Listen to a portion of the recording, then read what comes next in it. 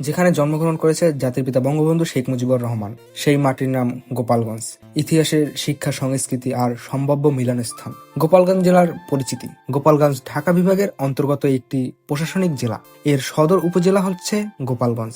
এই জেলার উত্তরে ফরিদপুর ও মাদারীপুর, দক্ষিণে বাগেরহাট, পশ্চিমে খুলনা জেলা অবস্থিত। গোপালগঞ্জের সবচেয়ে গর্বের দিক হলো এটি জাতির জনক বঙ্গবন্ধু শেখ মুজিবুর রহমানের জন্মস্থান।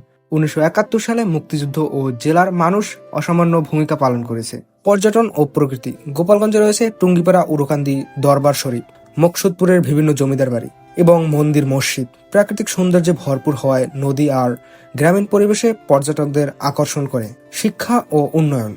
গোপালগঞ্জের শিক্ষা, স্বাস্থ্য ও অবকাঠামো উন্নয়নে রয়েছে এগিয়ে। এখানে রয়েছে বঙ্গবন্ধু শেখ মুজিবুর রহমানের বিজ্ঞান প্রযুক্তি বিশ্ববিদ্যালয়, যা বর্তমান দেশের অন্যতম জনপ্রিয় পাবলিক বিশ্ববিদ্যালয়।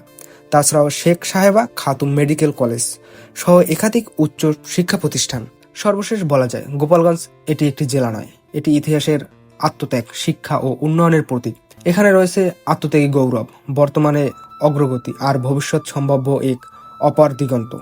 বাংলাদেশের মানচিত্রে গোপালগঞ্জ শুধু একটি নাম নয়, এটি গর্ব এবং সংগ্রামের উন্নয়নের প্রতিচ্ছবি। আজকের মতো এখানেই বিদায় নিচ্ছি। দেখা হবে পরবর্তীতে নতুন কোনো ভিডিওতে, নতুন কোনো জায়গা নিয়ে। ভিডিওটি ভালো লাগলে লাইক, কমেন্ট এবং একটা শেয়ার দিয়ে দিতে পারেন।